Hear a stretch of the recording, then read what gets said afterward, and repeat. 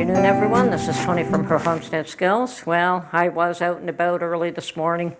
It's getting cold. It's getting colder, but par for the course. I'm going to have to get used to it for the next little while. I understand that down south, a lot of you have been experiencing the same weather that we're getting up here right now. And, well, I can sympathize, let's put it that way. You're probably not used to it, but perhaps you do get these temperatures on rare occasions. This is just the beginning of the cold for us. It's not even anywhere near as cold as what it gets, so it's just a harbinger of things to come here. So maybe you can sympathize with me later on. Anyway, I was out and about this morning. I went to a Costco, and it was just too crowded for words. I disliked being in that kind of crowded space, so in the end I just walked away and came home. And my intent, of course, was to get some pricing. I understand that they also had a sale on Tim Hortons coffee, which is I guess a Canadian brand, and it was a good sale, so I thought I'd pick some up, and in the end I just walked out. I think that sale will continue probably for another week or two, 12 days maybe, so I do have an opportunity to go back when it's not so crazy. I figured that I would get some updated pricing at Costco and post the cost of certain things that we can buy there. Mainly Walmart, and I don't shop at Walmart for groceries too much, but mainly Walmart and Costco are places where I could document costs of certain things that perhaps are common both in Canada and the US. I'm sure that there are some things that are not common to both countries, but those two stores certainly are. Those two grocery chains, you can buy groceries at both of those locations as well as other things. And they're common to both countries, and a lot of the goods that are sold through those environments are common to both countries as well. So that can give people a good idea of what costs are versus one country to another. And I know that in the States, things are not the same from one state to another as well. So there is differences there as well. There certainly is a dollar difference between Canada and the US, and people say, okay, well, your dollar's worth less, so that, it doesn't cost you as much. And that can be true. But on the other hand, if we have to buy something from the US to bring it here, it costs us approximately 25 to 30% more in a lot of cases, somewhere in that range, because that is the dollar difference. So if something is grown in Canada, a dollar's a dollar. But if we have to buy from another country, well, then that's when the exchange comes into effect and creates issues for us. I know that income levels are not the same either.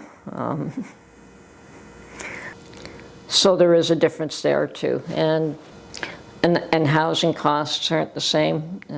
Certainly, you might think housing costs are horrendous in the US, and they are. Comparatively, they're much worse up here. Much, much worse. And that has mainly occurred over the last, 5 to 10 years. Before that, the increase in housing costs was gradual enough that incomes could keep up with it, and the last 5 years or so, it's just gone through the roof, and young people can no longer afford to buy a home. I have no idea what kind of income they need to qualify, but it's just totally outrageous.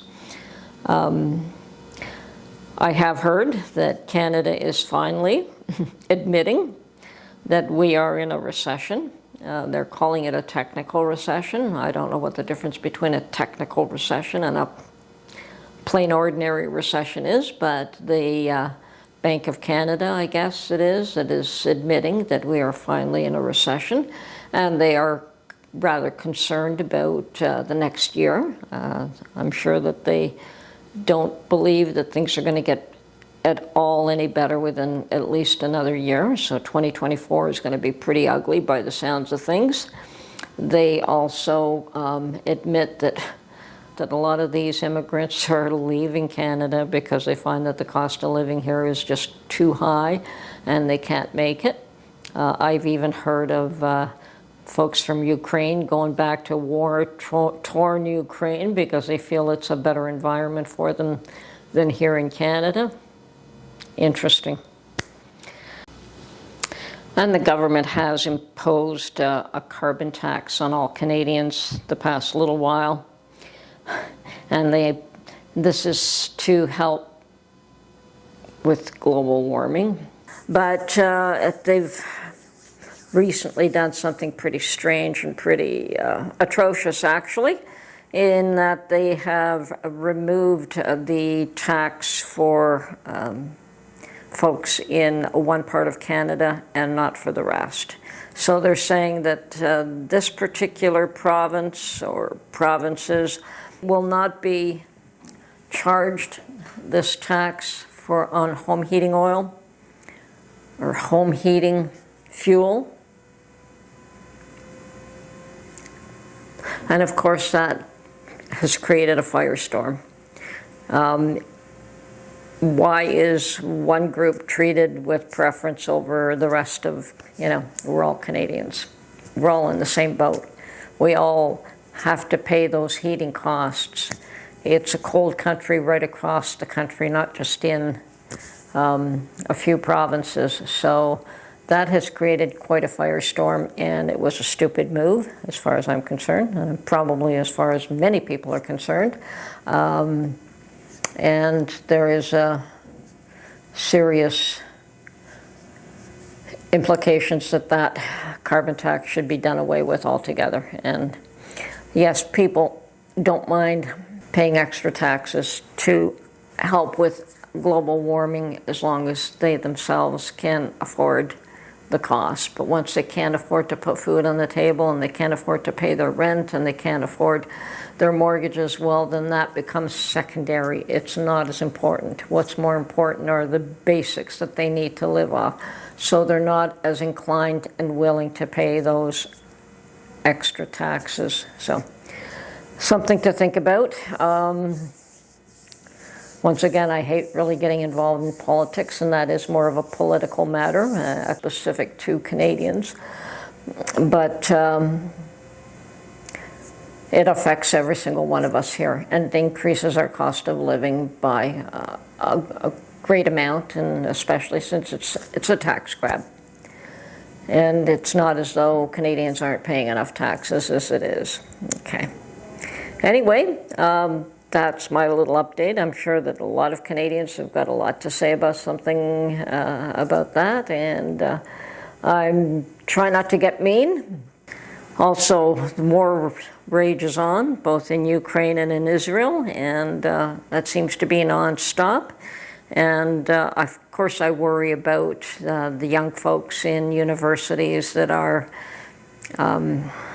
involving themselves perhaps in things that don't concern them, whether they've been led to join into something believing that they're supporting a good and righteous cause. That would be fine and dandy if they actually researched everything and felt that that was the case.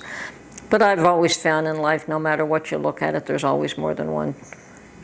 There's his story, there's her story, and then there's the truth. So there's always a position that a person can take, and that position does not necessarily reflect reality. So yes, I think it's a lot more complex, whether it's Russia, Ukraine, whether it's Israel and the Palestinians. They are all complex situations, and they won't be resolved by protests in the street, ranting and raving. and demanding that people listen to them. It's not the way these things are going to be resolved.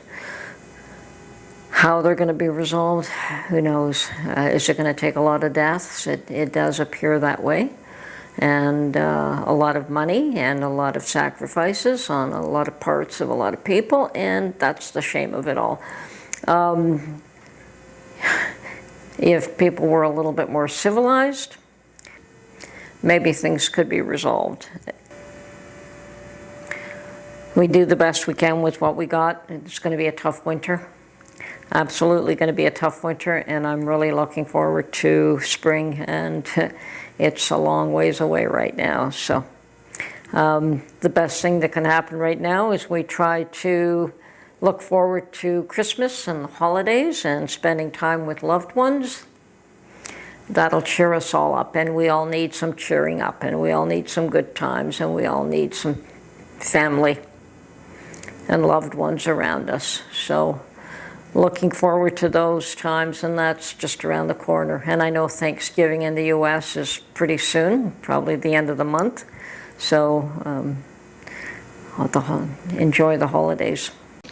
Yeah, perhaps our children are a little bit more idealistic, but I think that we probably were in our time as well. So things will work themselves out, and we all grow up, we all move on, and we all have our own children, and civilization carries on. I don't think it's the end of the world by any stretch of the imagination.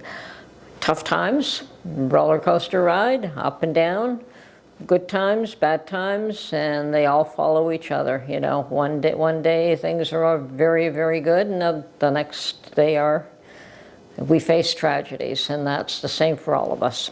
Anyway, this is Tony from Her Homestead Skills. Hope you enjoyed this little video, and we'll try and keep in touch, and talk to you soon. Bye for now.